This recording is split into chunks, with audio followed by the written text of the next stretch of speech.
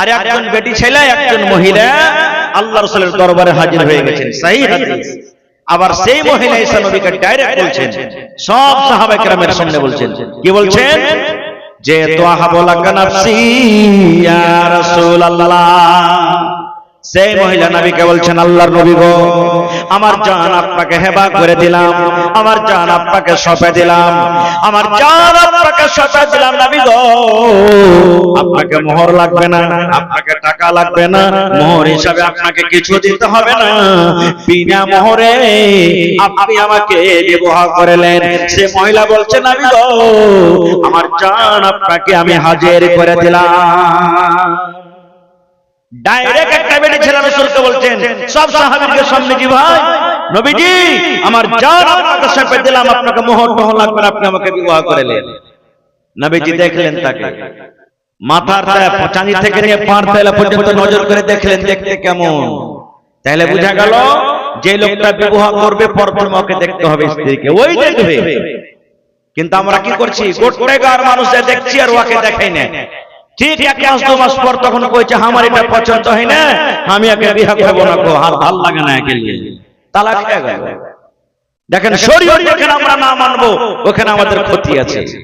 নবীজি দেখলেন, দেখা পরেই দেখেন আমার দিকে মাথা নিচু করে নিলেন। নবীজি মাথা নিচু করে নিলেন, তোমাকে বিবাহ করব কি করব না কিছু বললেন না নবীজি। এবার সেই মহিলাটা তখন বলছেন, আল্লাহ রাসূল যে কিছু বললেন না, আমাকে দেখলেন, দেখার পর মাথা নিচু করে নিলেন যে তুমি পছন্দ আছো কিনা, বিয়ে করব কি করব না। তা হানা কিছু না বললে তো যাব না এখান থেকে। ফাজালাসাত, ও এক সাইডে বসে গেলেন। সাহাবায়ে কেরাম বসে আছেন, এক সাহাবী আর এক সাহাবীর দিকে দেখছেন, আরে নবী কখন হানা বলবেন, কখন নবীজি হানা বলবেন। ঠিক কিছু সময় যখন কেটে গেল, দয়ার নবী কিচ্ছু বললেন না, তুমি পছন্দ আছো কিনা, তোমাকে বিবাহ করব কি করব না কিচ্ছু বললেন না। ঠিক সময় যখন কিছু কেটে গেল, ফাকামা রাজুলুম মিন আসহাবিহি, ওই যে সাহাবীরা বসেছিলেন, সাহাবীদের মধ্যে একজন সাহাবী খাড়া হয়ে গেলেন, বলছেন, আল্লাহর নবী গো, সে মহিলা নিজের জানখানাকে আপনার জন্য হাজির করে দিয়েছেন, নিজের জানখানাকে আপনাকে সঁপে দিয়েছেন।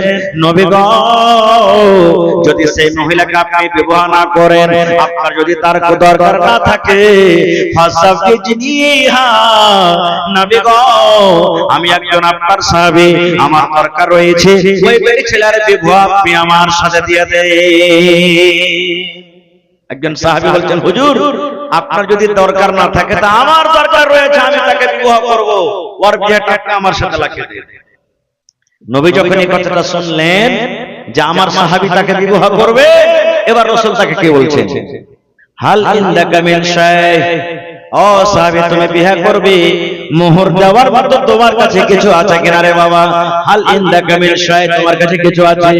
বলছে, লা ইয়া রাসূলুল্লাহ, না, আমার কাছে কিচ্ছু নাই, আমি দেওয়ার মতন কিছু দিতে পারবো না। দয়ার নবী বলছেন, সাহাবীরা, যতক্ষণ পর্যন্ত তুমি মোহর আদায় না করবে রে বাবা, ততক্ষণ পর্যন্ত তোমার বিয়ে হবে না। যাও যাও, তুমি বাড়িতে চলে যাও, দেখো তুমি বাড়িতে কিছু পাও কিনা। যতক্ষণ পর্যন্ত তুমি মোহর আদায় না করবে, ততক্ষণ পর্যন্ত তোমার বিয়ে হবে না। আজ বাড়িতে বিহার গাড়ি চলে এলো, মোহর কতটি আছে দেখার নাই, বৈরাত কতটি আছে দেখার নাই, বৈরাত কতটি আছে চেকি খেজে দিতে হবে না লাগবে গেলে দেখার নাই। যদি বিহারে বসে মুসলমান 10 টাকার যদি পান কম হয়ে যায়, 10 টাকার যদি সুপারি জর্দা কম হয়ে যায়, ওই মজলিসে লড়াই হয়ে যায়, ঝগড়া হয়ে যায়। নিজের চোখে দেখা, কত মোবাইলে দেখেছি, কত নিজের কানে শুনেছি, আপনারাও দেখেছেন, 500 পাড়ের জন্য বাড়ির লোক এবং বরযাত্রীরা কুরসি নিয়ে মারামারি ফাটাফাটি হয়ে যায়, হয় কি হয় না। 500 পাড়ি নিয়ে ওয়ালিমা যদি কমে যায়, ওয়ালিমার জন্য ওরে সুবহানাল্লাহ রাগ করে ছেলেটা বিয়ে না করে বা ওই বেটির বাবার বাড়ি থেকে ঘুরে চলে যায়। কত বিয়ে এরকম হয়, ওরে সুবহানাল্লাহ। নবী বলছেন, বাড়িতে তুমি যাও, দেখো বাড়িতে কিছু পাও কিনা। যতক্ষণ পর্যন্ত তুমি মোহর আদায় না করবে, ততক্ষণ পর্যন্ত তোমার বিয়ে হবে না। আমাদের মতন তো কেউ নাই যে ভাই আরে চল দোকানে 5খান কাপড় গালা বেচে দেবো, দিয়ে মোহর দিয়ে দেবো, চল 1 কুইন্টাল মাংস বেচে দেবো, চল 10 কিলো চাল গালা বেচে দিয়ে দেবো। গরিব সাহাবী বাড়ি চলে গেলেন, খুব খুঁজলেন, বুঝলেন এই পাবো কিছু, এই পাবো কিছু, কিন্তু কিচ্ছু নাই। কিছুক্ষণ পর নবীর দরবারে হাজির হয়ে গেলেন, বলছেন নবী গো অনেকক্ষণ ধরে খোঁজাখুঁজি করলাম কিন্তু মা ওয়াজাদতু শাইয়া, আমি বাড়ি থেকে কিছুই পেলাম না, কিছুই আনতে পারলাম না।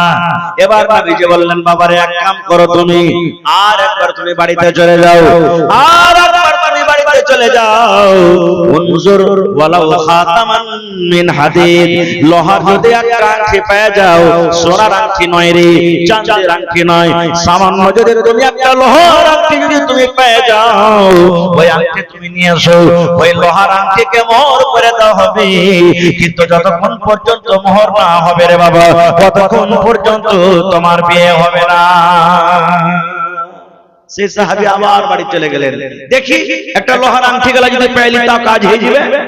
আবার বাড়ি চলে গেলেন, খুব খোঁজাখুঁজি করলেন, এই মনে হয় পেয়ে যাবো, এই মনে হয় পেয়ে যাবো, রে আল্লাহ কত গরিব মানুষ দেখেন, খুব খোঁজাখুঁজি করলেন কিন্তু বাড়ি থেকে একটা লোহার আঙ্গুঠি পর্যন্ত আনতে পারলেন না।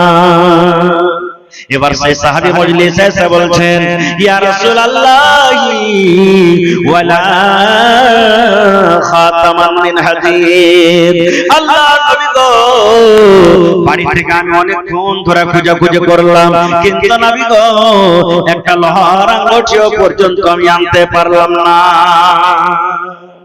নবীজি বললেন হাজি তুমি একটা লোহার আংটি আনতে পারলে না তো কেমন করে হবে, তাহলে তোমার বিয়ে হবে না। এবার বসে গেলেন সেই সাহাবী আফসোস করে, বসে গেলেন যে আমি মোহর দিতে পারলাম না, আমার হয়তো আর বিয়ে হবে না। বসে গেলেন, বসার পর তখন নবীকে বলছেন হুজুর আরেকটা কথা বলবো। বলছে কি? ওয়ালাকিন হাযা ইজারি, আমার পিন্ধনে একটা লুঙ্গি আছে নবী গো, আমার পিন্ধনে একটা তহমন আছে, লুঙ্গি আছে। নবীজি বললেন মা তাসনাউ বিজারিক, তোমার লুঙ্গিতে কি হবে? সাহাবী বলছেন নবী গো 2 ভাগে লুঙ্গিকে ভাগ করে দেব, 1 ভাগ আমি পিনতে থাকবো আর 1 ভাগ টাকা আমি মোহর হিসাবে আমি দিয়ে দেব। নবীজি বললেন না লুঙ্গিতে কিছু হবে না, আরে খেপা যদি লুঙ্গিটাকে তুমি 2 ভাগে ভাগ করো, 1 ভাগ তোমার পিন্না হবে না আর 1 ভাগ মোহর হবে না, হবে কি ভাই? 1 ভাগ লুঙ্গি আধখানি পিন্না হবে, হবে না, আর আধখানি ওর কিছু হবে না, এই লেগে লুঙ্গিতে মোহর হবে না। যখন হবে না তখন ও বাড়ির দিকে রওনা হয়েছে, আর হবে না তো থেকে কি করবো, হাঁটতে শুরু করেছে। ঠিক কিছুদিন যখন কিছু দূর চলে গেছেন নবীজি বললেন শোনো শোনো শোনো, এই শোনো এখানে শোনো শোনো, কিংবা একটা সাহাবী বলছেন লোকটাকে ডাকো, চলে এলেন। এবার দয়ার রাসূল বললেন ও আল্লাহর বান্দারে আমি জানতে পারলাম তুমি গরিব মানুষ, বাড়ি থেকে সামান্য একটা লোহার আঙ্গুঠি যখন আনতে পারলাম না, তুমি গরিব মানুষ। এবার নবীজি তাকে কি বলছেন দেখেন, মাতা মা কামিনাল কোরআন, সাহাবী রে আল্লাহর কিতাব কোরআন থেকে তুমি কিছু জানো কিনা? মাতা মা কামিনাল কোরআন, আল্লাহর কিতাব কোরআন থেকে তুমি কিছু জানো কিনা? আল্লাহর কিতাব কোরআন থেকে তোমার কিছু মুখস্থ রয়েছে কিনা? বেশিরভাগ বেটা ছেলে হোক বেটি ছেলে হোক যখন ওকে যেদিন দেখতে আসবে সেদিন জিজ্ঞাসা করবে যে কতখানি পড়ালেখা করেছো জি, কি জবাব দিবে কহেন তো? কথা বলেন নিজের সমান, কেউ নিজের সমান পড়িতে পারেনি দুনিয়াতে, কেউ নাই। বললেন কেমন করে যে মৌলানা জি আমি ওলাই ওলাই মোল্লাই কে হলে আপনারা কে হলে নিজের সমান কাকে কহে? হ্যাঁ যখন আপনার কোর্টের দরকার হয়ে গেল, আপনি উকিল সাজা কোর্টের কথাটা আপনি ফাইনাল করে দিলেন। যখন দারোগার ব্যাপার হয়ে গেল, থানার দরকার হয়ে গেল, আপনি পুলিশ বনে গেলেন, দারোগা বনে গেলেন। ওরে আল্লাহ জমিন রেজিস্ট্রির যখন কথা হয়ে গেল, আপনি হাকিম হয়ে গেলেন। বাড়িতে মাইয়াত হয়ে গেল, মৌলানা বনে গেলেন। বাড়িতে বেমার হয়ে গেল, ডাক্তার বনে গেলেন। সমস্ত জিনিসের দরকার যে পূর্ণ করে দেয়, এর সমান হলো নিজের সমান। এরকম আছে কেউ নেই। নবী বলছেন সাহাবী রে তুমি কিচ্ছু যখন আনতে পারলে না রে বাবা, তবে মা জামা কামিনাল কোরআন, আল্লাহর কিতাব কোরআন থেকে তুমি কিছু জানো কিনা, আল্লাহর কিতাব কোরআন থেকে তোমার কিছু সূরা মুখস্থ আছে কিনা। সে সাহাবী বলছেন হুজুর জানি, কিছু সূরা আমি জানি। নবীজি বললেন ভালো করে তুমি পড়িতে পারবে? জি নবীজি আমি ভালো করে পড়িতে পারবো। এবার দয়ার নবী সেই মহিলাকে বলছেন আল্লাহর বান্দি রে, আজ থেকে এটা হলো তোমার স্বামী, আর সে সাহাবীকে বলছেন এটা হলো তোমার স্ত্রী। আমি দয়ার নবীজি যে সূরাগুলো তুমি জানো রে বাবা, ওই সূরাগুলোর ভিতর থেকে 30টা আয়াতকে তুমি শিখিয়ে দিবে। নবীজি সাহাবীকে বললেন 30টা আয়াত এই মহিলাকে তুমি শিখিয়ে দিবে। 30টা কোরআনের আয়াতকে মোহর করে আমি যাও তার সাথে আমি তোমার বিয়ে লাগিয়ে দিলাম। নারে তাকবীর! কি মোহর হলো? কোরআনের 30টা আয়াত মোহর হয়ে গেল। এবার এখানে একটা প্রশ্ন করি, সেই মহিলা নবীকে কত ভালোবাসেন? একবারও ইনকার করলেন না নবীজি আমি যাব না তার বাড়িতে, কোরআনের আয়াতকে আমি মোহর মনে করব না। নবীর প্রতি মহব্বত ভালোবাসা দেখিয়া নবীজি কোরআনের আয়াতকে মোহর করে দিলেন এবং তার সাথে বিবাহ লাগিয়ে দিলেন। বন্ধুরে একবার নবীর প্রতি মহব্বত ভালোবাসা দেখিয়ে ওই সাহাবীর সাথে খুশি মনে তার বাড়ি চলে গেলেন। এর নাম হলো কি? মহব্বত ভালোবাসা। আজকে আমরা কোথায় আছি? আর একজন সাহাবী সুবহানাল্লাহ কত ইবাদত বندگی করতেন জি ভাই, আল্লাহুস সামাদ। সাহাবায়ে কেরামের এরকম জীবনে অনেক ঘটনা রয়েছে, অনেক ঘটনা রয়েছে আল্লাহুস সামাদ, যেগুলা সব কথা বয়ান করা যাবে না। আজকে আমরা মুসলমান, আহা শরীয়ত থেকে দূর, দ্বীন থেকে দূর, নবী থেকে দূর, কোরআন থেকে দূর, মসজিদ থেকে দূর, মাদ্রাসা থেকে দূর, আমরা একটা মাত্র আগে আছি এক অপরের বুরাই করার জন্য দেখা দেখি আগে আছি আমরা। হ্যাঁ, আইতে মৌলভী সাহেবকে পাতা চলবে ইমাম সাহেব কি করছে, ওয়ার বাড়তে টাক বাগলো, বিহা চলে আইলো, আমি গরিব মানুষ, আমি 5,000 টাকাতে টাকা আনবো বাজাবো, দেখছি মৌলভী কি করছে। আইতে মৌলভী সাহেব বিহানা পড়েছে, পাতা চলবে। আপনাকে গ্রামে ডিজে বাজছে যে ভাই, বিয়েতে ডিজে বাজছে না ভাই, খবরদার এগুলা কাজ করিয়েন না। না খবরদার এগুলা শরীয়ত থেকে যেগুলা হারাম আছে, নিষেধ আছে, ওই সমস্ত কাজ করবেন না ভাই। কারণ হাইসা হাইসা গুনাহ করতে গেলে কান্দা কান্দা মাফ হবে না। হাইসা হাইসা গুনাহ করবেন, কান্দা কান্দা মাফ হবে না। এই জন্য একটা নেকি আমরা করতে পারি না, আর উপর থেকে যে আমরা গুনাহ করছি, পাপ করছি, তাহলে আল্লাহর কাছে কি জবাব দেব জি ভাই? একটা ঘটনা বলছি আপনাদের সামনে। আমার আপনার বাচ্চাকে কেমন করতে হবে, যত এখানে বাপ বসে আছে, যত এখানে ভাই বসে আছে, যত এখানে গার্জিয়ান বসে আছে, যত এখানে মা খালারা আছেন, সকলের জন্য একটা ঘটনা পায়গাম দিয়েছে, ভালো করে শুনবেন। কি পায়গাম? কোরআনে একটা সূরা আছে আলে ইমরান, আছে না নেই? কোরআন যারা পড়তে জানছেন, কোরআনে একটা সূরা আছে আলে ইমরান, কোরআনে একটা সূরা আছে সূরা মারিয়াম। দুটা সূরাকে মিলিয়ে একটা ঘটনা বলছি ছোট করে। হান্না একজন মেয়ে ছেলের নাম, বেটি ছেলের নাম, মায়ের লোকের নাম হান্না। হান্না পেটের সন্তান হয়ে গেল, দিন গেল, মা জানতে পারলো আমার পেটের সন্তান। সন্তান ধরলে মহিলারা জানতে পারবে না? পারবে না। আজ থেকে কত হাজার হাজার বছরকার ঘটনা। ওই টাইমে ওই সময়তে আল্ট্রাসাউন্ড মেশিন ছিল না। চল রে চল কাঠিয়ার চল, আরে চল মানসাই চল, অমুক জায়গাতে চল, দেখি ফটো করতে হবে, ছবি করতে হবে, আল্ট্রাসাউন্ড করতে হবে, পেটের সন্তানটা কিভাবে আছে, কখন হবে, ছেলে হবে না মেয়ে হবে। তখন কোথায় পাবেন এগুলা? পেটে যেমনই সন্তান, সন্তান হয়ে মা খুবই খুশি। এবার মা আল্লাহকে বলছে, আহা হা হা, আল্লাহর কোরআনের কথা বলছি ভাই, আল্লাহ যে তার কথাটা কত ভালোবেসেছেন, আল্লাহ তাবারক ওয়া তাআলা তার কথা, তার ঘটনাকে কোরআনে দিয়ে দিয়েছেন। সুবহানাল্লাহ। হান্নার পেটের সন্তান। এবার হান্না নজর মানছেন। কি নজর মানছেন? আল্লাহ জি, আমার পেটে যেটা সন্তান, আমার পেটে যেটা ছেলে আছে, এই ছেলে যখন আমার দুনিয়াতে জন্ম নেবে, এই ছেলে যখন আমার দুনিয়াতে চলে আসবে, মা আমি তার কামাই খাবো না, আমি তার বিজনেস করা খাবো না, দোকানদারি করা খাবো না, পাট কাটা খাবো না। আয় রব্বুল আমিন, মা আমি নজর মানি আমার এই সন্তান যখন দুনিয়াতে আসবে আমি আল্লাহ তোমার ঘরের জন্য আমি তাকে দান করে দিলাম। এই মোহনপুর গ্রামের মায়েরা খালারা, কোনদিন নজর মানছেন আপনি?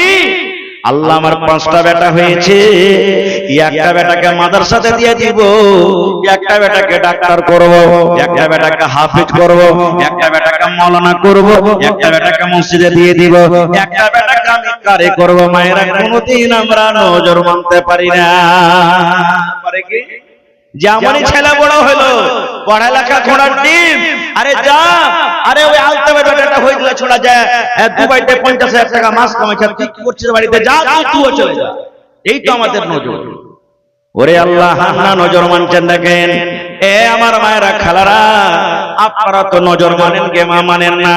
আল্লাহ যদি এই কাজটা হয়ে যায় 2টা রোজা করব, আল্লাহ এই কাজটা হয়ে গেল আমি 1000 টাকা আমি দান করব, আল্লাহ চকের ফুলখানটা কিনতে পারলে আল্লাহ আমি 5000 দান করব। নজর মানেন না? মানছে না? মানে না? হান্না নজর মানছেন। এ আল্লাহ, আমার পেটে যেটা সন্তান আছে, এই সন্তান যখন দুনিয়াতে আসবে, এই ছেলেটা যখন দুনিয়াতে জন্ম নেবে, আমি মা তার কামাই করা খাবো না। আল্লাহ আমার এই সন্তানকে তোমার ঘরের জন্য আমি দান করে দিলাম। ঠিক সময় চলে যায়, 1 মাস হলো, 2 মাস হলো, 3 মাস হলো, 5 মাস হলো, 7 মাস হলো, 9 মাস, 10 মাস হয়ে গেল। ঠিক সন্তান হওয়ার যখন সময় হয়ে গেল, ওরে আল্লাহ, হান্নার ব্যথা চালু হয়ে গেল। মা কত খুশি, আল্লাহ আমার কথা শুনেছে, আল্লাহ আমাকে ছেলে দান করবেন। আমি নজর মেনেছি, আমি আমার এই ছেলেটাকে তোমার ঘরের জন্য আল্লাহ দিয়ে দিব। দেখেন আল্লাহর মাসলাহাত কি, আল্লাহর কারিশমা কি। ঠিক যখন দুনিয়াতে বাচ্চা জন্ম নিল, আল্লাহর কোরআন বলছেন বেটা না হইয়া বেটি দুনিয়াতে জন্ম নিল। কি জন্ম নিল? আলে ইমরান সূরা পড়ে দেখবেন, মারিয়াম সূরা পড়ে দেখবেন, পাইবেন আপনি। মা নজর মেনেছিল, আল্লাহ জি বেটা হতে গেলে তোমার ঘরে আমি দিয়ে দিব। আমার ছেলে মসজিদে নামাজ পড়বে, মা আমি নেকি পাবো। আমার ছেলে মসজিদে আযান দিবে, মা আমি নেকি পাবো। আমার ছেলে মসজিদ ঝাড়ু দিবে, মা আমি নেকি পাবো। আমার ছেলে মসজিদে সব বিছাবে, মা আমি নেকি পাবো। আমার ছেলে মুসাল্লিরাকে পানি দেবে, দেবে দেবে, মা আমি নেকি পাবো। এই নিয়তে মা নজর মেরেছিল। কিন্তু ওরে আল্লাহ, বেটা না হয়ে তার ঘরে বেটে জন্ম নিল। হান্নার কিন্তু মন খারাপ হয়ে গেল। আল্লাহ, আমি তো নজর মেনেছিলাম যে আল্লাহ তুমি বেটা যদি দাও তো আমি তোমার ঘরের জন্য দিব। আল্লাহ বেটা না হয় বেটি হয়ে গেল। আল্লাহ কি করবো? মসজিদে বেটি ছেলে মানুষ কেমন করে যাবে? কেমন করে আল্লাহ কি করব? আল্লাহ রাব্বুল আলামিন বলছেন, হান্না রে মন তুমি খারাপ করিও না রে হান্না, মন খারাপ করিও না। আমি আল্লাহ রাব্বুল আলামিন বেটা না দিয়ে তোমাকে বেটি দিয়েছি। এই হান্না, এই যেটা তোমাকে আমি বেটি দিয়েছি, এটা সাধারণ কোন বেটি ছেলের মতো বেটি ছেলে নয় রে। মোহনপুর গ্রামে যত বেটি ছেলে আছে তাদের মতো নয়। হে শোনো, কাটিয়া ডিস্ট্রিক্টে যত বেটি ছেলে আছে তাদের মতো নয়। গোটা এলাকাতে যত বেটি ছেলে আছে তাদের মতো নয়। এই ফিলিস্তিনের এলাকাতে যত বেটি ছেলে আছে তাদের মতো নয়। আল্লাহ বলছেন, হান্না তোমার এই বেটিকে আমি আলাদা ফজিলত দিয়ে আমি তাকে তৈরি করেছি, আলাদা ফজিলত আমি তাকে দান করেছি। আল্লাহ বলছেন, হান্না এই বেটি পায়া তুমি মন খারাপ করিও না। এই বেটির নাম তুমি রাখো মারিয়াম। তুমি এই বেটির নাম তুমি রাখো মারিয়াম, এবং তোমার বেটিকে তোমার ওয়াদা মতো, নজর মতো তুমি আমার ঘরের জন্য তুমি দিয়ে দাও। আরে বেটি ছেলে হলো তো কি হলো? যাও তুমি তোমার এই বেটিটাকে তুমি ঘরে দিয়ে দাও, যাও। সুবহানাল্লাহ। ভাই মুসলমান, এখানে একটা কথা আপনাকে আর বলে দিই আমি। হান্না নজর মেলেছিল বেটার জন্য না বেটির জন্য? একটু কথা বলেন ভাই। বেটার জন্য, কিন্তু হলো কি? বেটি। তাহলে বেটি দেওয়ার মালিক কে? জোরে বলেন। বেটা দেওয়ার ক্ষমতা কে রাখেন? আল্লাহ রাখেন, আল্লাহ কোরআন সূরাতে বলছেন, বান্দারে আমি আল্লাহ যাকে ইচ্ছা করে বেটা দান করি, আমি আল্লাহ যাকে ইচ্ছা করে বেটি দান করি, আমি আল্লাহ যাকে ইচ্ছা করে বেটা বেটি দুটাই দান করি। মানুষের হাতে কিন্তু কিছু নাই। যখন মানুষের হাতে কিছু নাই, তাহলে আমি ওই মাকে বলবো, ওই ভাইয়েরাকে বলবো, যখন আপনার স্ত্রীর পেট থেকে যদি 3টা 4টা বেটি হয়ে যায়, স্ত্রীটাকে কেন বকাঝকা করেন? কেন স্ত্রীকে তালাক দিয়ে দেন? স্ত্রীকে কেন ভালো মতন খাইতে ফেলতে দেন না? স্ত্রীকে কেন মারাপিটা করেন? তোর মতন স্ত্রীকে বাড়িতে রাখবো না, কারণ তোর পেট থেকে শুধু বেটি জন্ম লয়, তোর মতন স্ত্রীকে আর ভাত কাপড় দিব না, যা তোকে তালাক দেন, তুই বাপের বাড়িতে চলে যায়। কেন করবেন? এগুলা ভুল হয়েছে না, হয় না ভাই? জোরে বলেন সুবহানাল্লাহ। ভাই মুসলমান, আল্লাহ রাসূল সাল্লাল্লাহু আলাইহি ওয়াসাল্লাম মসজিদে নববী, যেটা মসজিদ এখন বইনা আছে, ওই মসজিদে নববীর ঘটনা। মুসলমানের মান সম্মান হলো কি মসজিদ। যেখানে মুসলমান আছে ওখানে মসজিদ আছে, থাকবে ইনশাআল্লাহ। নবীজি মক্কা থেকে হিজরত করে মদিনা চলে গেলেন। মদিনাতে মসজিদ নেই, কিন্তু মসজিদ বানাইতে হবে। আজ আপনারা জালসা করেছেন মশর আলিয়া, মসজিদের 3য় মঞ্জিলের কাজ, দেওয়াল ফাইনাল হয়ে গেছে, উপরে কিছু লাগবে, ছাদ ফাটাতে হবে, কিছু লাগবে, টিন লাগবে, আলবেস্টার লাগবে নাকি, এজন্য জলসা করেছে। নবীজি সাহাবায়ে কেরামকে বলে গেলেন, কোন জায়গাটা মসজিদ করতে হবে রে বাবা? যেখানে এখন মসজিদ আছে ওই জায়গাটা পছন্দ হলো। নবী বললেন, এই জায়গাটা হলো কার? এই জায়গাটা হলো কার? সাহাবায়ে কেরাম বলছেন, ইয়া রাসূলুল্লাহ, 2টা ইয়াতীম বাচ্চার হলো জমিন। কার জমিন? 2টা ইয়াতীম বাচ্চার জমিন। একজনের নাম হলো সাহাল, একজনের নাম হলো সুহাইল। নবীজি বললেন, বাচ্চা 2টাকে ডাকো। দৌড়াতে চলে গেলেন। দয়ার নবী বললেন, হে আল্লাহর বান্দারে, এই জমিনটা হলো কার? ইয়াতীম বাচ্চা 2টা বলছেন, নবী গো, আমরা 2জন ইয়াতীম ভাই, আমাদের বাবা নাই, দুনিয়া থেকে চলে গেছেন, আমাদের আব্বা জান আমাদের 2 ভাইয়ের জন্য জমিনটা ছেড়ে গেছেন, তাহলে জমিনের মালিক হয়ে গেলাম আমরা। নবীজি বলছেন, বিক্রি করবে না? জমিন কেন বিক্রি করবে না? বাচ্চা 2টা বলছেন, না, আমাদের দরকার নাই, বিক্রি করব না। এবার নবীজি বললেন, বিক্রি করে দাও। সেই বাচ্চা 2টা বলছেন, ইয়া রাসূলুল্লাহ, কি করবেন? এই আমার মোহনপুর গ্রামের মায়েরা, খালারা, শুনেন রে বন্ধু, কেমন ঈমান দেখেন। ইয়াতীম বাচ্চা বলছেন, কি করবেন নবী গো?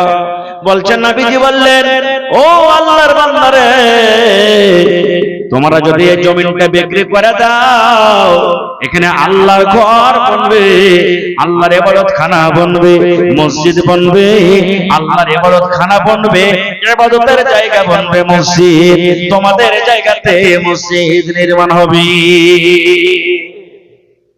যেমন কথাটা বলা, আমাদের জায়গাতে মসজিদ হবে। ইয়াতীম বাচ্চা 2টার ঈমান কিন্তু আরো তাজা হয়ে গেল। বলছে, নবী গো, আর বিক্রি করব না নবী গো, আমরা আর এই জমিন বিক্রি করব না।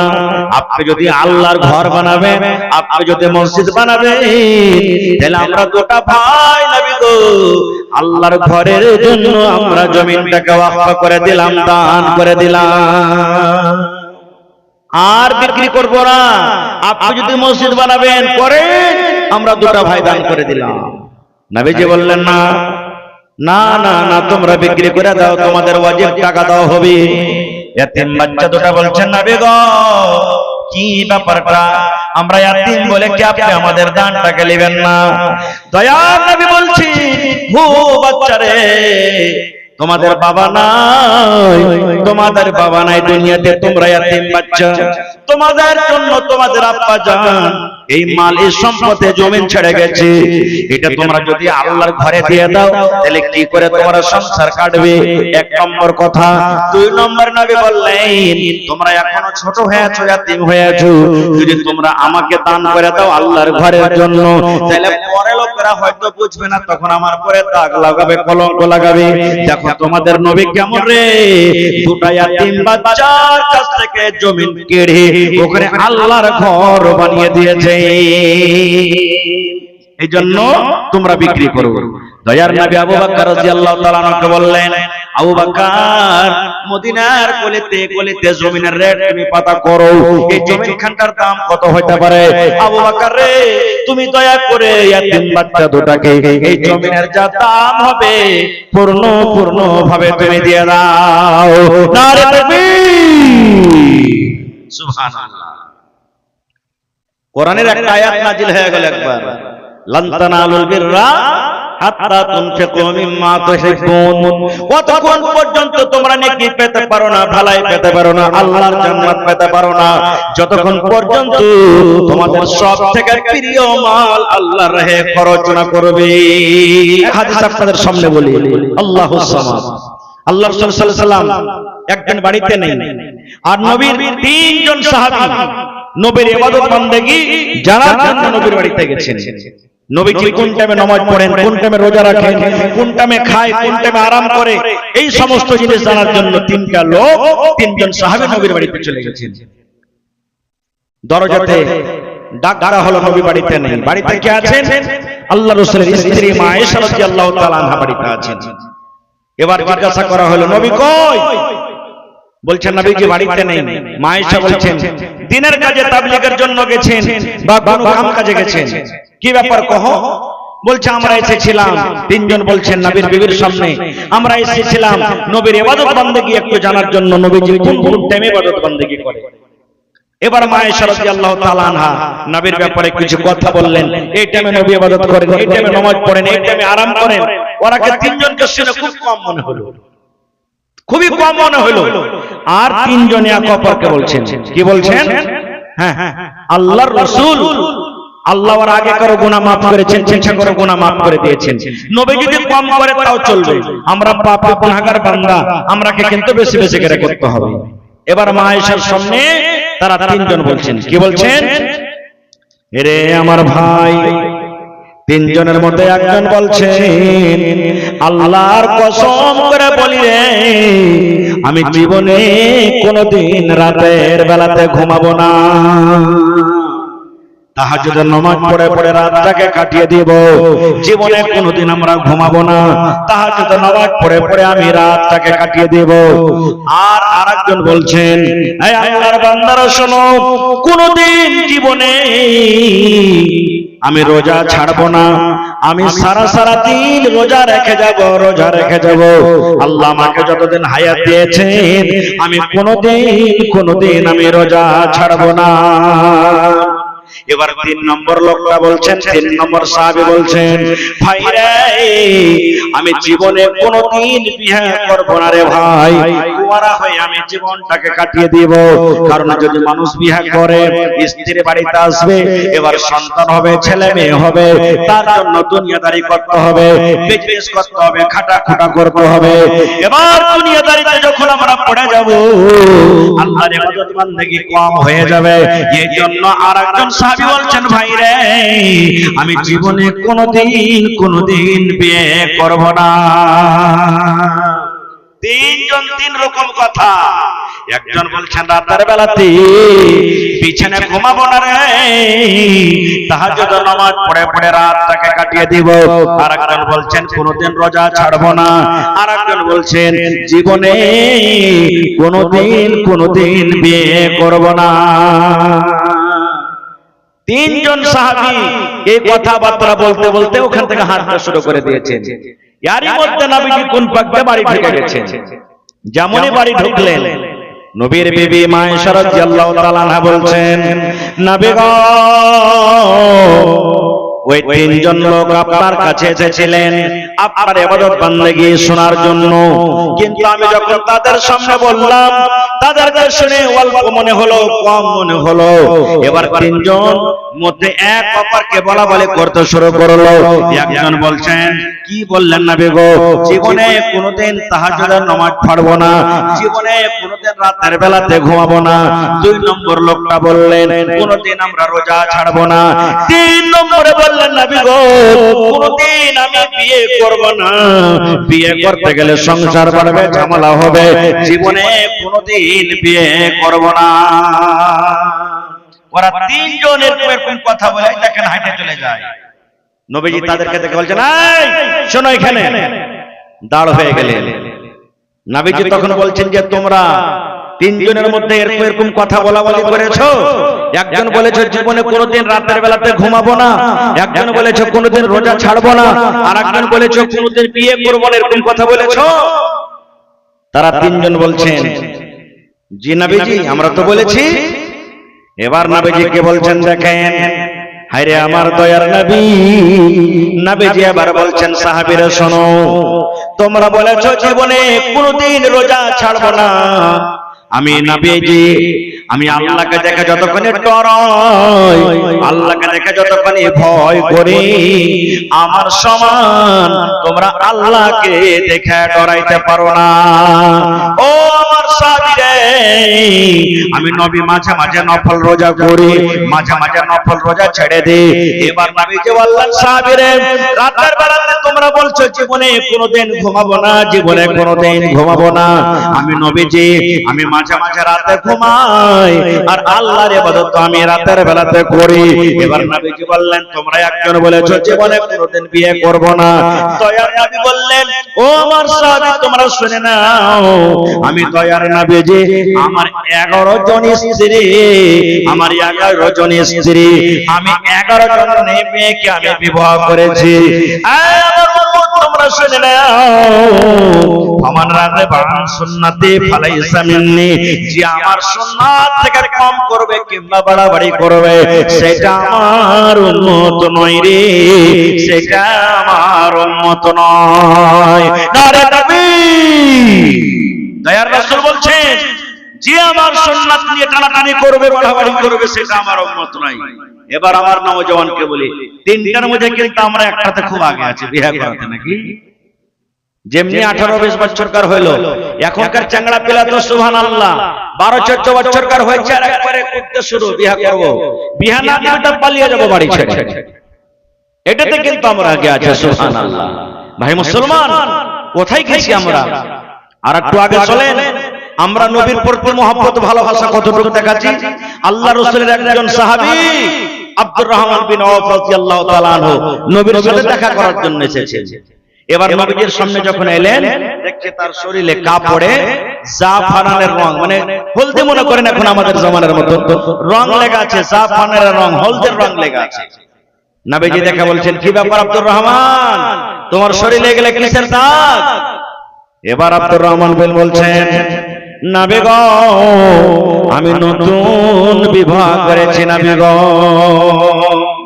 আমি নতুন বিবাহ করেছি, এই জন্য আমার কাপড়ে দাগ লেগে আছে। বলবেন তাহলে কি আব্দুর রহমান বিন আওফ হলদি মেখে চলেছে? মৌলানা হলদি মাখেনি, আব্দুর রহমান বিন আওফ রাদিয়াল্লাহু তাআলা হলদি মাখেনি, ওর স্ত্রী একটু রং লাগাল ছিল, হলদি মেখে ছিল, হয়তো রাত কাটাচ্ছে তার সাথে, তার কাপড়ে কিছু আর শরীরে দাগ লেগেছে, কিন্তু আসলেও মাখেনি। কিন্তু আমি আপনার এলাকাতে বেটা ছেলে বেটি ছেলে যখন বিবাহ হয় তো হলদি মাখামাখির রেওয়াজ আছে নাকি? আছে সুবহানাল্লাহ। যদিও মানেন হলদি মাখার যদি রেওয়াজ থাকে বা যদি হলদি মাখাতে হয়, হলদি কে মাখাবে? যে ভাই মা হলদি মাখাবে। কে মাখাবে? মা হলদি মাখাবে, দাদি হলদি মাখাবে, নানি হলদি মাখাবে, খালা হলদি মাখাবে, চাচি হলদি মাখাবে, বোন হলদি মাখাবে। যার সাথে আল্লাহ তাবারাক ওয়া তাআলা বিয়ে করা হারাম করে দিয়েছেন তারা হলদি মাখাবে। কিন্তু এখন ওগুলা হাতে হলদি মাখতে ভালো লাগে না, এখন হলদি মাখাবে কে? তো খালাতে বহিন হলদি মাখাবে, ফুফাইতে বহিন হলদি মাখাবে, চাচাতো বহিন হলদি মাখাবে, ভানি হলদি মাখাবে, কাকাতো বহিন হলদি মাখাবে। যার সাথে আল্লাহ রাব্বুল আমিন বিয়ে করা হালাল করে দিয়েছেন ওই সমস্ত নারীরা হলদি মাখাবে, নাকি? খারজা হলদি দিকে যা হলো হলো। নবীজি এবার তাকে জিজ্ঞাসা করছেন আব্দুর রহমান তুমি যে বিয়ে করেছো মোহরে কি দিয়েছো তুমি? আমাদের মতন নয় যে দোস্ত বন্ধুর সাথে দেখা হবে তখন একবারই দেখার সাথে আমরা কি বলবো, আরে আব্দুর রহমান তুই যে বিয়ে করলি তো তোর শ্বশুর কি দিয়েছে তোকে রে? কইস না ভাই এই যে আপাচে গাড়ি খান্ডা দিয়েছে, এটা আমরা বলবো। কি বলবো? শ্বশুর কি দিয়েছে বলবো। নবী বলছেন আব্দুর রহমান তুমি বিয়ে করেছো মোহরে কি তুমি দিয়েছো রে বাবা? এবার আব্দুর রহমান বলছেন আল্লাহ নবী গো খাজুরের ভিতরে যে একটা আঁটি থাকে, খাজুর খেয়েছেন আঁটি থাকে, খাজুরের ভিতরে যে একটা আঁটি থাকে ওই আঁটের সমান সোনা আমি তাকে মোহরে দিয়েছি। খাজুরের সমান একটা সোনা আমি তাকে মোহরে দিয়েছি। আজ যদি কি বলছে রে, গলার হার, পান, পায়াল, বালি, এগুলা যদি মোহরে যদি বলা হয় যে মোহরে লাগিয়ে দেন, মন খারাপ হয়ে যাবে। হ্যাঁ, এত দামি দামি কি দেওয়া যাবে? 3 লাখ 4 লাখ টাকা উলিয়ে নেবে বেটির বাপের কাছ থেকে। যখন মোহরের কথা আসবে, হাজি ভাই মোহর কতটি হওয়া চাই? ওই তোমার হক আছে, বেটির বাপ তুমি চাও। তখন বেটির বাপ বলছে যে তাহলে 20,000 টাকা দিয়ে দিও। হ্যাঁ, আমাকে গ্রামে কাইলা ছড়ার বিয়ে হয়েছে, তো 5,000 টাকা নিয়েছে, ঘটালে কি দিবে? এই তো নবীর আমার উম্মত, এই তো নবীর উম্মত। সুবহানাল্লাহ। আল্লাহ রাসূল সাল্লাল্লাহু আলাইহি ওয়াসাল্লাম একদিন বসে আছেন, সাহাবায়ে কেরাম বসে আছেন, আল্লাহ রাসূল বলছেন, হুজুর আপনি পুরাতন মিম্বারে খুতবা দিলেন। মিম্বারটা কিসের ছিল? খাজুরের একটা গাছ, গোড়া জড় গালা হয় না, ওই জড়ের উপরে, গোড়ার উপরে খাড়া খুতবা দিতেন। তো সেই মহিলা বলছেন, নবীজি আপনি যদি আদেশ করেন, আমার একটা খুব মিস্ত্রি আছে, ভালো ফার্নিচার মিস্ত্রি, আমি ওকে বলে আপনার জন্য একটা মিম্বার করে দেব, আপনি ওতে দাঁড়িয়ে খুতবা দিবেন। নবীজি বললেন ঠিক আছে যাও। তো নবীর জন্য একটা সুন্দর করে মিম্বার করে দিয়ে দিলেন। নবীজি জুমার দিন ওই পুরাতন মিম্বারটাকে সাইডে হটিয়ে নতুন মিম্বারের উপরে খাড়া হয়ে খুতবা শুরু করলেন। দেখেন আজকে যেমন আপনারা বসে জালসা শুনছেন, সাহাবায়ে কেরাম বসে আছেন।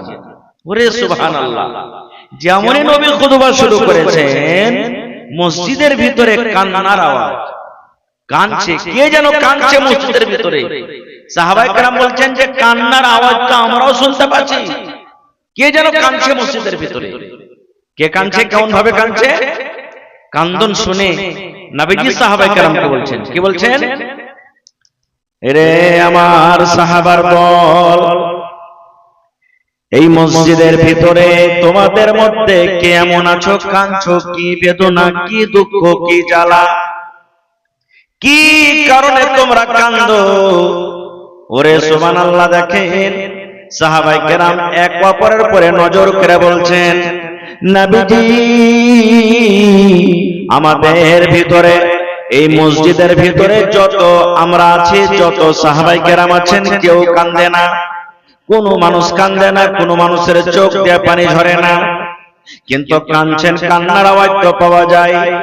এই করে নজর করে দেখা গেল ওই পুরাতন মিম্বার, যে মিম্বারের উপরে নবী তার হয়ে খুতবা দিতেন, ওই পুরাতন মিম্বারের ভেতর থেকে কান্নার আওয়াজ আসে।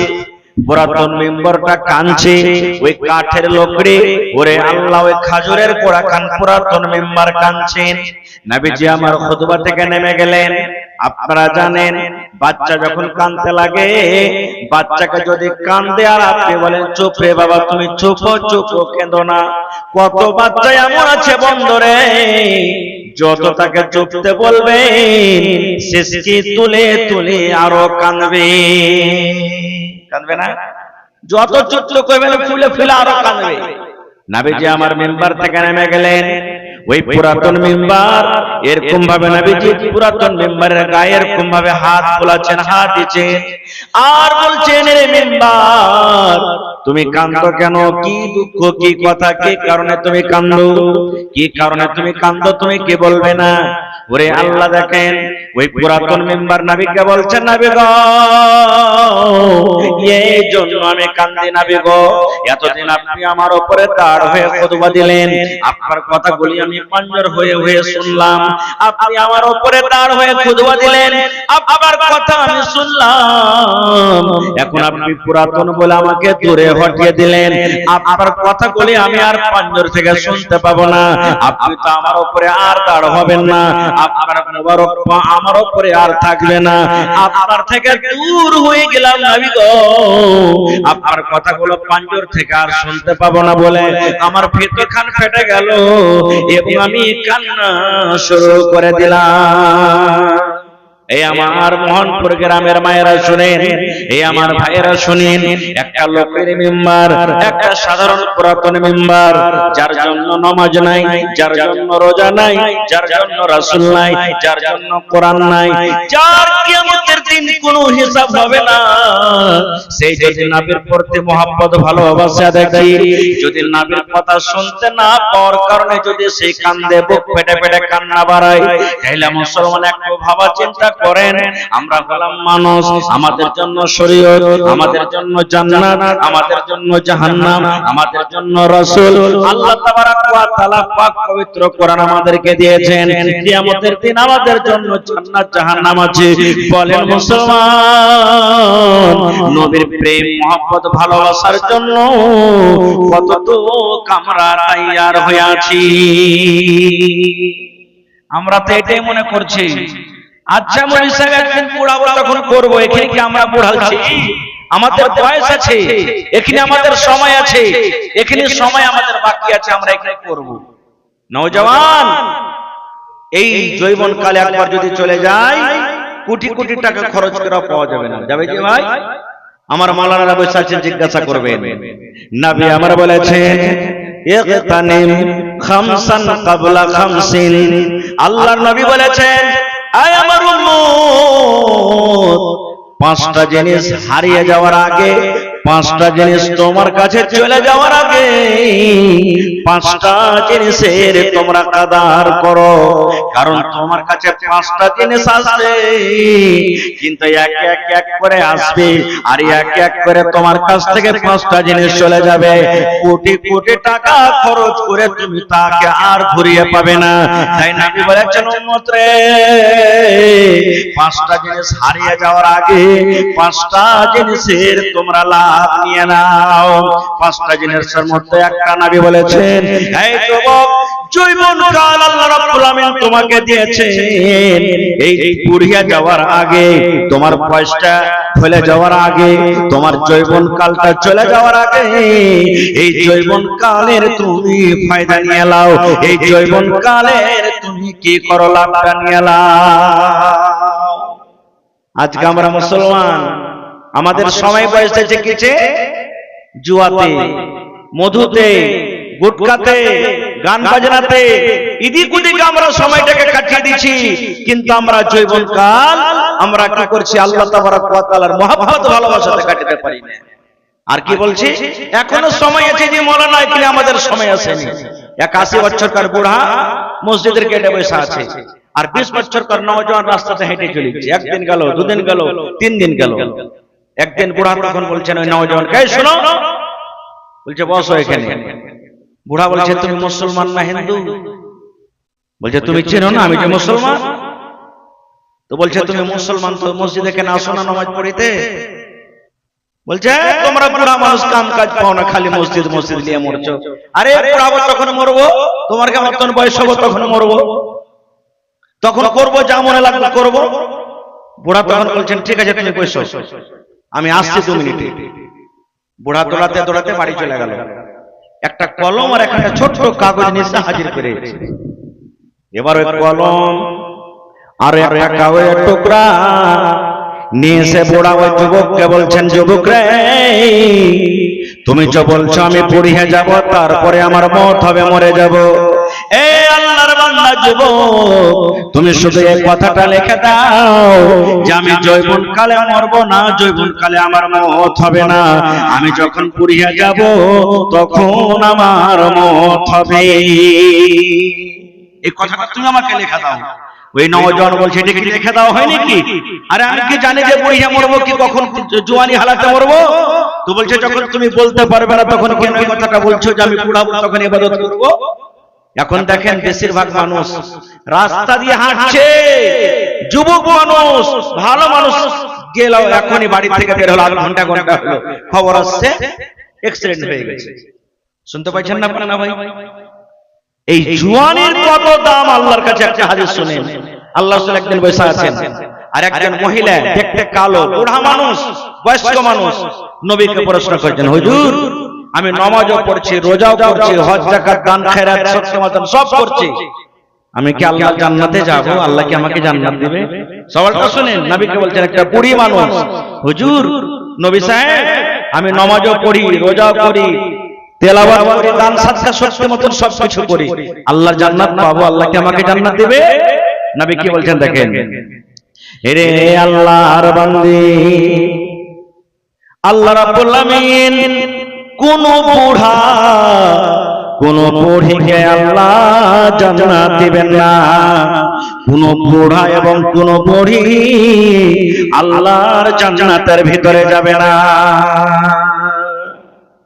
হাদিসের কথা বলছি, হাদিসের কথা। নবী কি বলছেন? কোন বুড়া আল্লাহর জান্নাতে যাবে না, কোন বুড়ি আল্লাহর জান্নাতে যাবে না, কোন বুড়া কোন বুড়ি আল্লাহর জান্নাতের ভিতরে যাবে না।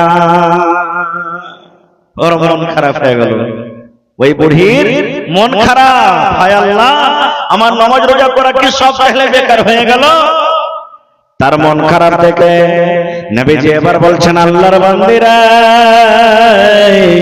আমি যখন বললাম কোন বুড়া কোন বুড়ি আল্লাহর জান্নাতে যাবে না, তাহলে তুমি শুনে নাও, যদি একটা লোক 80 বছর বয়সে মরে, লোকটার আমল যদি ভালো থাকে, ওই লোকটাকে যদি আল্লাহ জান্নাত দেয়, ওই লোকটা যখন আল্লাহর জান্নাতে যাবে, ওর বয়স কিন্তু 80 বছর হবে না, 25 বছর 30 বছর কার নওজওয়ান করে আল্লাহ তাকে জান্নাত দিবেন।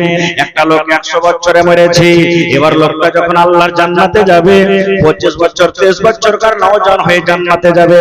একটা মহিলা মানুষ 70 বছর বয়সে মরেছে, ওই মহিলা যখন আল্লাহর জান্নাতে যাবে, ওই মহিলাকে আল্লাহ রাব্বুল আমিন পুরে করে জান্নাত দিবেন না। 70 বছরের মানুষকে আল্লাহ 25 বছর 30 বছর কার যুবতী করে আল্লাহ জান্নাত দিবেন। এই জন্য নবী বললেন, কোন বুড়া কোন বুড়ি আল্লাহর জান্নাতের ভিতরে যাবে না। কারণ জান্নাতে নাক দিয়ে ফোঁটা বাড়াইবে না, লাকে পেস্টি হবে না, মুখ গন্ধাইবে না, দাঁত কচলাইতে হবে না, চোখে পেস্টি হবে না, সর্দি লাগবে না, পায়খানা হবে না, পেট খারাপ হবে না, জান্নাতে কোনোদিন মানুষ কষ্ট পাবে না, জ্বর জ্বালা কাশি সর্দি হবে না। এবার বলবেন, মাওলানা জি, আমরা যদি ভোজ খেতে যাই, যদি ভালো মন্দ একটু বেশি খাইলি, তাহলে বারবার আমাদেরকে পেশাব পায়খানা করতে যেতে হবে, তাহলে জান্নাতে যে আল্লাহ এত রকম খাবার দেবে, তাহলে কি আমাদেরকে পায়খানার দরকার হবে না? আল্লাহ বলেন, বান্দারে, নবী বলেন, উম্মত রে, তোমরা জান্নাতের ভিতরে যত খানা খাও না কেন, খাবার পর একটা আও করে তোমরা ঢাকর তুলবে, ওইটি সারা তোমাদের সব পচে যাবে, সব হজম হয়ে যাবে, জান্নাতের ভিতরে তোমাদের পায়খানার দরকার হবে না। একটা 80 বছরকার বুড়া, ওকে সুফরি আম খেতে দেন তো পারবে কি খেতে? হাত পাকা রুটি দিবেন, কালের রুটি দিবেন, পারবে খেতে? তো জান্নাতে কত রকমের খাবার আছে, আর যদি বুড়া কালে জান্নাতে যে তাঁতি না থাকে, জান্নাতের মজা কেমন পাবে? এই জন্য আল্লাহ তাবারক ওয়া তাআলাকে নওজওয়ান করে জান্নাতের ভিতরে দিবেন। তাই রাসূল বলেছেন, কোন বুড়া কোন বুড়ি জান্নাতে যাবে না, নওজওয়ান।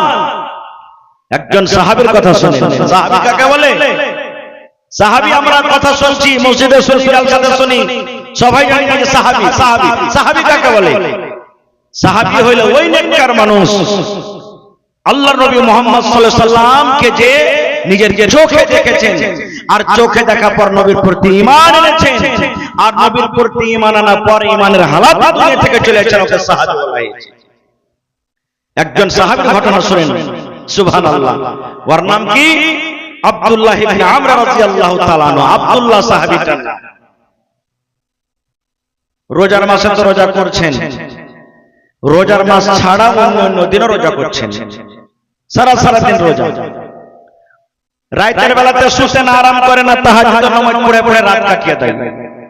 আর কত লম্বা তেলাওয়াত জানেন? এক রাতে এক ফিরা কোরআন শেষ করছেন। পড়েন সুবহানাল্লাহ। এক রাতে তাহাজ্জুদের নামাজে এক ফিরা কোরআন শেষ। ইমাম সাহেব নামাজ পড়াইছেন, তারাবির নামাজ। যদি খালি 3 থেকে 4 আয়াত যদি হয়ে যায়, 2 আয়াত যদি খালি লম্বা হয়ে যায়, মন খারাপ। মৌলভী সাহেবের কাম কাজ তো নাই, ওই লাগে এত লম্বা লম্বা করে পড়ে, যারা একটু ছোট করে পড়ো, মন খারাপ হয়ে যায়। সে আব্দুল্লাহ দিনের বেলাতে রোজা, নফল রোজা, আর রাতের বেলাতে তাহাজ্জুদের নামাজ। ওর ইবাদত বান্দেগি দেখে ওর বাপ আমর রাদিয়াল্লাহু তাআলা আনহু বেটার বিয়ে দিয়ে দিলেন। বেটার বিয়ে দিয়ে দিলেন, কারণ বেটা জওয়ানি হালাতে এরকম আল্লাহর ইবাদত বান্দেগি করছে, বেটা বুড়ি হয়ে যাবে তখন তো এরকম ইবাদত বান্দেগি করতে পারবে না। আল্লাহর কাছে ওইটাই ইবাদত সব থেকে ভালো, যে এক রঙা ইবাদত করছে, কমই করেন কিন্তু এক এক চলছে। এটা হলো যে একদিন খুব করলাম আর পরের দিন থেকে গায়েব, এরকম না হয়। তখন কি করলেন? বেটার বিয়ে দিয়ে দিলেন, যে বেটা যদি বিয়ে দিয়ে দিই বহুর কাছে একটা সময় লাগবে, ইবাদত একটু কম হবে, তাহলে কিন্তু তার জন্য খুব ভালো হবে তখন, কারণ বুড়াইকালে তো এরকম ইবাদত বন্দেগী করতে পারবে না। বেটার বিয়ে দিয়ে দিলেন। শোনেন মুসলমান, কিছুদিন পর, 2 দিন 4 দিন 5 দিন 10 দিন পর আমরা রাদিয়াল্লাহু তাআলা আনহু এবার বেটার বাড়ি ঘুরতে গেছেন, হাল সমাচার জিজ্ঞাসা করার জন্য গেছেন। এবার বাড়িতে যদি ঢুকছেন দেখছেন বেটা নাই, আব্দুল্লাহ বেটা নাই। দেখেন কেমন শ্বশুর, সুবহানাল্লাহ। বাড়ি যা বলছেন বহুমাকে, কি বলছেন? বহুমা, আমার বেটা আব্দুল্লাহ কই? বহু বলছেন আব্বাজান আপনার বেটা আব্দুল্লাহ এদিক হইতে গেছেন, কোথায় কামে কাজে গেছেন। এবার জিজ্ঞাসা করছেন আমার বেটা কেমন, আমার বেটাকে কেমন পেয়েছো তুমি, আমার বেটার চরিত্র আখলাক ব্যবহার কেমন, তোমার সাথে আমার বেটা কি ব্যবহার করে? একটা শ্বশুর নিজের বহুকে জিজ্ঞাসা করছেন। এবার বহু কি বলছেন দেখেন, ওরে সুবহানাল্লাহ, বলছেন আব্বাজান আপনার কলিজা টুকরা আব্দুল্লাহ ভালো একটা ছেলে, একটা দিনদার নেককার ছেলে, ভালো ছেলে। বলছে আব্বা গো, রাতের বেলাতে তাহাজ্জুদের নামাজ পড়ে পড়ে পড়ে রাত কাটিয়ে দেয়, আর দিনের বেলাতে রোজা করে করে রাত দিন কাটিয়ে দেয়। আপনার বেটা আব্দুল্লাহ দিনের বেলাতে রোজা করে আর রাতের বেলাতে তাহাজ্জুদের নামাজ পড়ে পড়ে রাত কাটিয়ে দেয়। বহু বলছেন আব্বাজান আপনার বেটা খুবই ভালো, দিনের রোজা আর রাতে তাহাজ্জুদের নামাজ।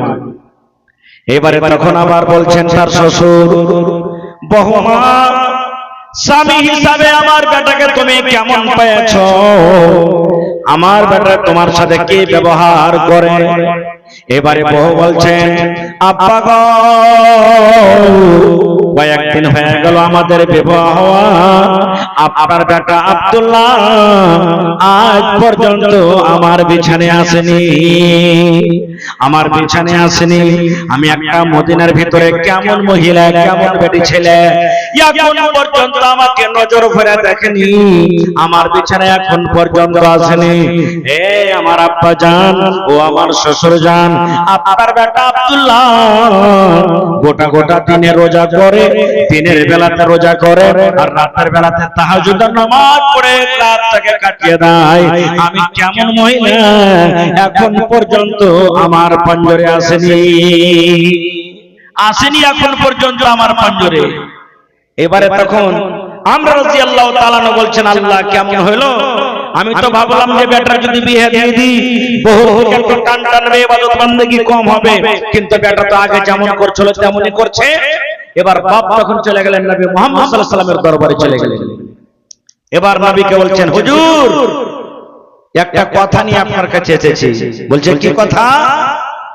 বলছেন নবী গো, আমার বেটা আব্দুল্লাহ বিয়ে করার আগে সারা সারা দিন রোজা করত আর গোটা গোটা রাত তাহাজ্জুদের নামাজ পড়ে পড়ে শেষ করত, গোটা রাতে তাহাজ্জুদের নামাজে কোরআন শেষ করে দিত। আমি তার বিবাহ দিয়ে দিলাম যে বহু থেকে একটু মহব্বত ভালোবাসা করা হবে এবং আল্লাহ রাব্বুল আমিনের ইবাদত বান্দেগী তো হয়তো একটু কম হয়ে যাবে, এই জন্য আমি তার বিবাহ দিয়ে দিলাম। কিন্তু নবী গো, বিয়ে হওয়ার পর আমার বেটা আব্দুল্লাহ এখন পর্যন্ত আমার বউর কাছে যাই না, এই জন্য আপনার কাছে এসেছি। নবীজি বললেন এক কাম করো, তোমার বেটাকে আমার কাছে পাঠিয়ে দাও। চলে গেলেন। নবীজি বললেন আব্দুল্লাহ এখানে বসো বাবা, ঈশ্বর সরে বসো। আব্দুল্লাহ বসলেন। নবীজি কত চতুর চালাক দেখেন। এবার জিজ্ঞাসা করছেন আব্দুল্লাহ কখন কখন তুমি ইবাদত বান্দেগী করো, কিভাবে ইবাদত বান্দেগী করো তুমি একটু শোনাবে না বাবা? নওজওয়ান আজ 5 ওয়াক্ত নামাজ আপনি পড়িতে পারেন না, আমি পড়িতে পারি না। সাহাবাকে দেখেন, সুবহানাল্লাহ। এবার আব্দুল্লাহ বলছেন, নবীজি দিনের বেলাতে রোজা রাখি, আর প্রত্যেক রাতে রাতে আমি তাহাজ্জুদের নামাজে ইয়াদ ফিরা ফিরা কোরআন আমি শেষ করে দিই। আমি দিনের বেলাতে রোজা রাখি, আর রাতের বেলাতে বিছানায় ঘুমাই না নবী গো, তাহাজ্জুদের নামাজ পড়ে পড়ে আমি শেষ করে দিই। শুধু তাই নবী গো, আমি প্রত্যেক রাতে তাহাজ্জুদের নামাজে ইয়াদ ফিরা করে আমি কোরআন শেষ করে দিই। বলছে যে দিনের বেলাতে রোজা আর রাতের বেলাতে আমি তাহাজ্জুদের নামাজ পড়ি। এবার নবী তখন বলছেন, বিয়ে শাদী করেছো? তাকে বলছেন বিয়ে শাদী করেছো? বলছে জি নবীজি বিয়ে করেছি, আমার স্ত্রী বাড়িতে আছে। এবার নবীজি তখন বলছেন, আব্দুল্লাহ রে, তুমি যখন বিয়ে করেছো তোমার বহু বাড়িতে আছে রে বাবা, তাহলে একটা কথা বলো তো, দিনের বেলাতে তুমি রোজা রাখো আর রাতের বেলাতে তুমি তাহাজ্জুদের নামাজ পড়ে পড়ে রাতটাকে কাটিয়ে দাও, তাহলে তুমি কখন বহুর কাছে তুমি সময় দাও, কখন বহুর কাছে থাকো? কারণ রোজার হালাতে একটা পুরুষ নিজের বিবির কাছে যেতে পাবে না। রোজার হালাতে বিবি থেকে পুরুষকে আলাদা হয়ে থাকতে হবে, দূরে থাকতে হবে। আর রাতের বেলাতে তুমি তাহাজ্জুদের নামাজ পড়ে পড়ে পড়ে রাতটাকে কাটিয়ে দাও, তোমার বিবির কাছে তুমি সময় দাও না, তাহলে তুমি জেনে রাখো রে বাবা, আল্লাহ তোমাকে চোখ দিয়েছে, চোখের হক আছে, তাকে আরাম দিতে হবে। আল্লাহ তোমাকে একটা বাড়ি দিয়েছে, এই বাড়ির হক আছে, তোমাকে আরাম দিতে হবে। আল্লাহ তোমাকে বিবির মতো একটা নিয়ামত দান করেছে, ওই বিবির তোমার হক আদায় করতে হবে, তোমার সন্তানের হক আদায় করতে হবে। মেহমান যদি বাড়িতে চলে আসে, মেহমানের সামনে কথাবার্তা বলে তোমাকে মেহমানের হক আদায় করতে হবে। আর সব হকের হক মেরে যদি তুমি এক আল্লাহর হক আদায় করো, এক আল্লাহর ইবাদত বান্দেগি করো, তাহলে এরকম ইবাদতে আল্লাহ রাব্বুল আলামিন কিন্তু খুশি হবেন না। আয় আব্দুল্লাহ, যার যেটা হক, হক আল্লাহকে হক দিয়ে দাও, তারপরে আল্লাহর হক আদায় করো, তাহলে এরকম ইবাদত বান্দেগি তা আল্লাহ তোমার ইবাদত কবুল করবে, না হলে তোমার করবে না।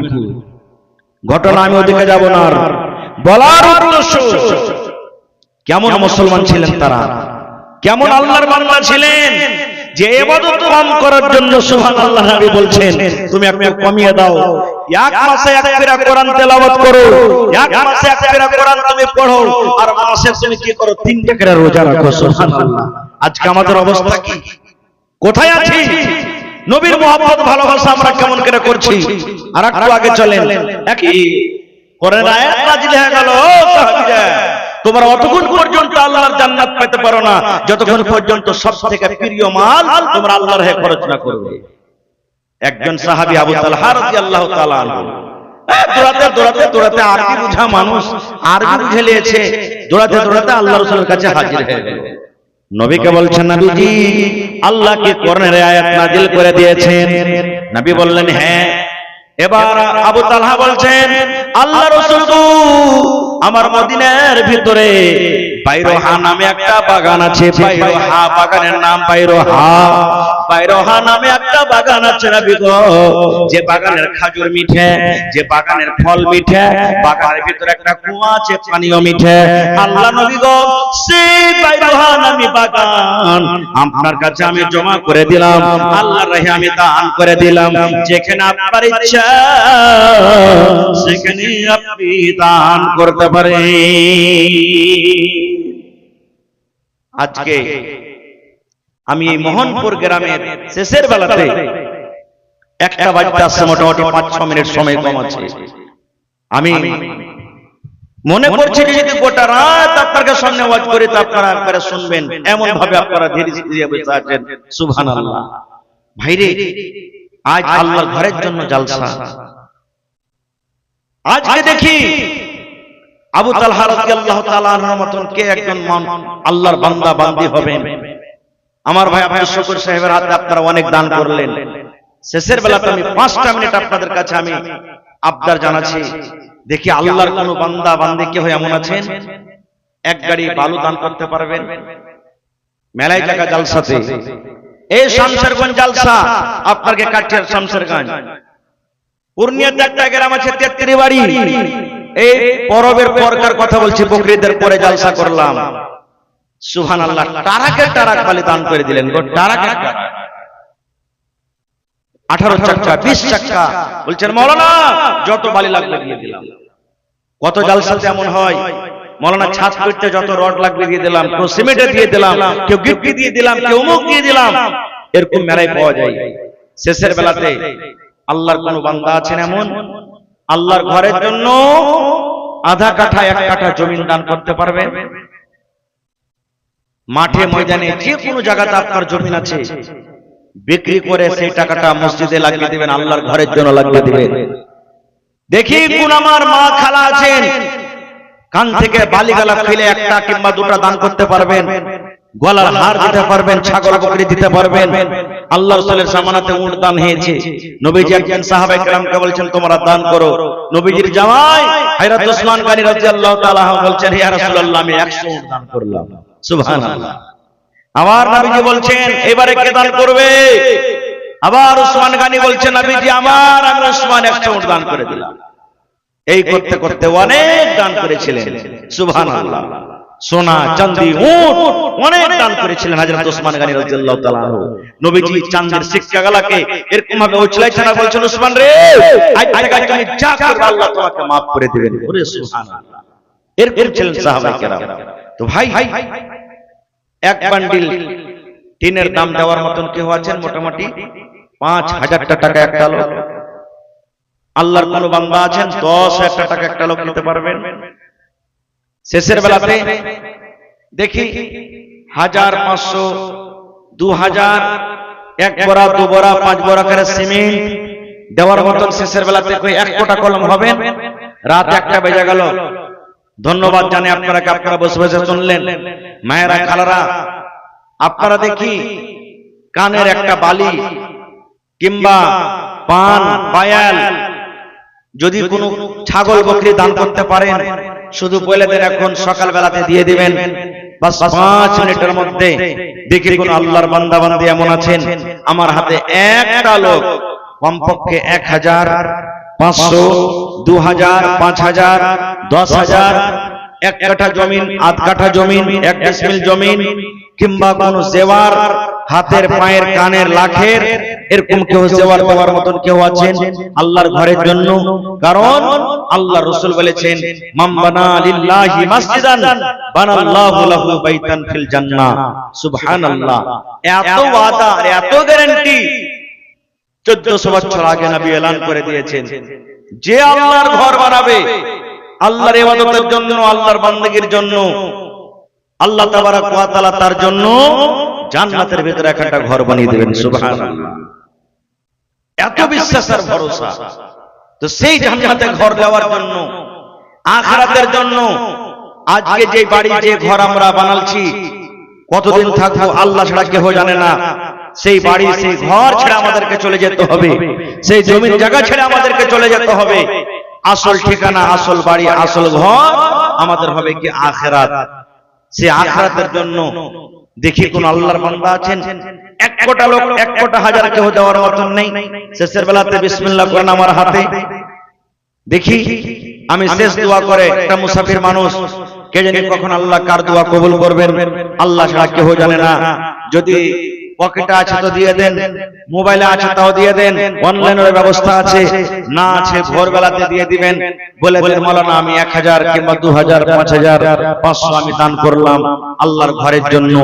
আছেন ভাই? দেখি আমার কোন মা, কোন ভাই, কোন দাদি, কোন নানি, কোন নানা দেখি আছেন? আল্লাহর রাহে দান করতে গেলে ঘটবে না। আল্লাহ বলছেন লাইন শাকারতুম লাযিদান্নাকুম। মাশাআল্লাহ। এই দেখেন আমার ভাই শাহাবুদ্দিন সাহেব একটা ইউটিউবার, চিমনি বাজার পূর্ণিয়া থেকে এসেছেন, কথা রেখে দিলেন, 500 টাকা হাজির করে দিলেন। মাশাআল্লাহ। আর আমার একজন ভাই নওজোয়ান মানুষ 200 টাকা জমা করে চলে গেলেন। দেখি এই গ্রামের কোনো নওজোয়ান নেই 1000 টাকা কেউ দেনাওয়ালা নেই কি ভাই? যারা দিয়ে দিয়েছেন তারাই দিয়ে দেন, কথাটা কমসে কম রেখেলেন। ইনশাআল্লাহ আল্লাহর রাহে দিতে গেলে ঘটবে না, আল্লাহ তাআলা বাড়িয়ে দিবেন। আল্লাহ মুসিবত দূর করবে, বিপদ কষ্ট থেকে আল্লাহ বাঁচিয়ে রাখবে ইনশাআল্লাহ তাআলা। মাশাআল্লাহ, জাযাকাল্লাহু খাইরান জাযা ওয়া আহসানাল জাযা। ربنا ظلمنا أنفسنا وإن لم تغفر لنا وترحمنا لنكونن من الخاسرين ربنا آتنا في الدنيا حسنة وفي الآخرة حسنة وقنا عذاب النار। আয় রব্বুল আলামিন, 500 টাকা তোমার বান্দা শাহাবুদ্দিন সাহেব জমা করে দিলেন, 5000 টাকা মনে করে তুমি কবুল করে নাও। আল্লাহ যতদিন দুনিয়াতে বাঁচবে ঈমানের হালাত রাখো, নেককার দিনদার করে রাখো, হাতে টাকাতে পয়সাতে আল্লাহ বরকত দাও। হে আল্লাহ, মা বাবা দাদা দাদি নানা নানি শ্বশুর শাশুড়ি যারা বেঁচে আছে ভালো রাখো, আর যারা কবরে চলে গেছেন তাদের কবরে তুমি জান্নাতের বিছানা দিয়ে দাও। হে আল্লাহ, আরো একজন তোমার কোন বান্দা না বলে না রব্বুল আলামিন 200 টাকা জমা করে গেল, 2000 টাকা মনে করে তুমি কবুল করে নাও। হে আল্লাহ, যতদিন দুনিয়াতে বাঁচবে ঈমানের হালাত রাখো, নেককার দিনদার করে রাখো, হাতে টাকাতে পয়সাতে বরকত দাও। হে পাক পরওয়ারদিগার, যেদিন কিয়ামত হবে হাসরের ময়দানে রব্বুল আলামিন, ওই কিয়ামতের দিন তোমার আরশের তলাতে আল্লাহ জায়গা দান করিও। রব্বানা তাকাব্বাল মিন্না ইন্নাকা আনতাস সামিউল আলিম। আমিন সুম্মা আমিন। আসেন শেষের বেলাতে 10 20 200 500 1000 2000 2 বড়া 4 বড়া 5 বড়া করে সিমেন্ট গালে দিয়ে দেন ভাই। আসেন তাড়াতাড়ি করে আসেন। হয়নি হবে না হতে পারে না আমার নবীর সাথে কারো তুলনা, হয়নি হবে না হতে পারে না আমার নবীর সাথে কারো তুলনা। ইউসুফকে দেখে যারা আঙ্গুল কেটেছে তারা কি আমার নবীর রূপ দেখেছে? ইউসুফকে দেখে যারা আঙ্গুল কেটেছে তারা কি আমার নবীর রূপ দেখেছে? আরে দেখতো যদি কেটে দিত, আরে দেখতো যদি কেটে দিত কলিজা খানা। হয়নি হবে না হতে পারে না আমার নবীর সাথে কারো তুলনা, হয়নি হবে না হতে পারে না আমার নবীর সাথে কারো তুলনা। মাশাআল্লাহ মাশাআল্লাহ। এই দেখেন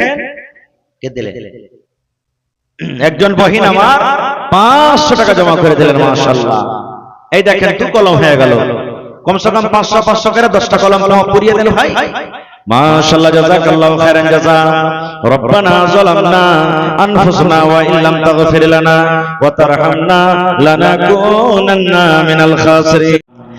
এত পাথর মারল সেদিন তয়েফ দেশের বেদিনে, আঘাত খায়ে দয়ার নবীজি পড়েছিলেন জমিনে।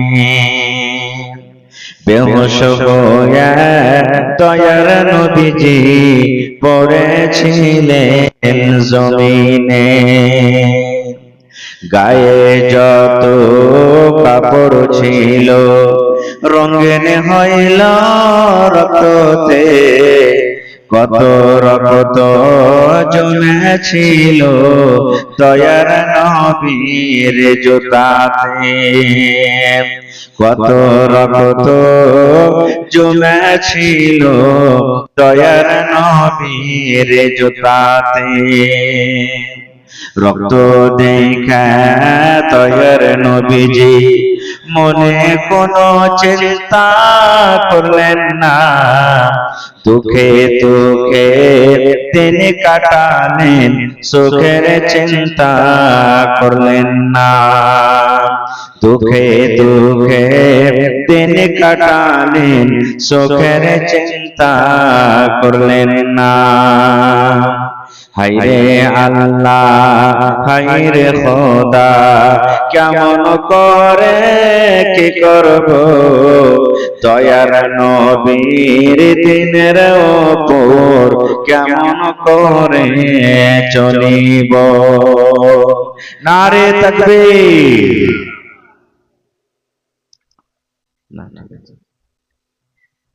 আজকে জলসার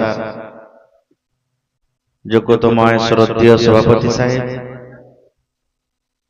উপস্থিত উলামায়ে কেরাম,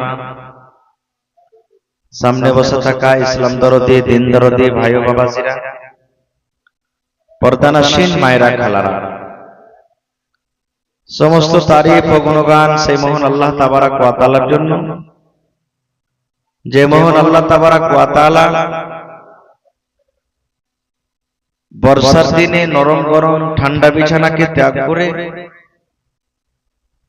আরামের ঘুমের জায়গাকে ত্যাগ করে এই পিন্ডালের তলাতে বসে কিছু বলার ও শোনার তৌফিক দিয়েছেন। তাই আমরা আল্লাহ তাবারাক ওয়া তাআলার প্রশংসা করি, অন্তর থেকে মুহাব্বতের সাথে সকলেই পড়েন আলহামদুলিল্লাহ। একটু জোর করে পড়েন ভাই, আলহামদুলিল্লাহ। তারপর আমাদের শেষ নবী হযরত মুহাম্মদুর রাসূলুল্লাহ পড়েন সাল্লাল্লাহু আলাইহি ওয়াসাল্লামের উপর অগণন দরুদ শরীফ শান্তির দ্বারা বর্ষিত হোক, আমিন। আল্লাহুম্মা সাল্লি আলাইহি আল্লাহুম্মা বারিক। আজকে জালসা আসলে আল্লাহ তাবারাক ওয়া তাআলার প্রিয় ভালোবাসা বান্দা আপনারা।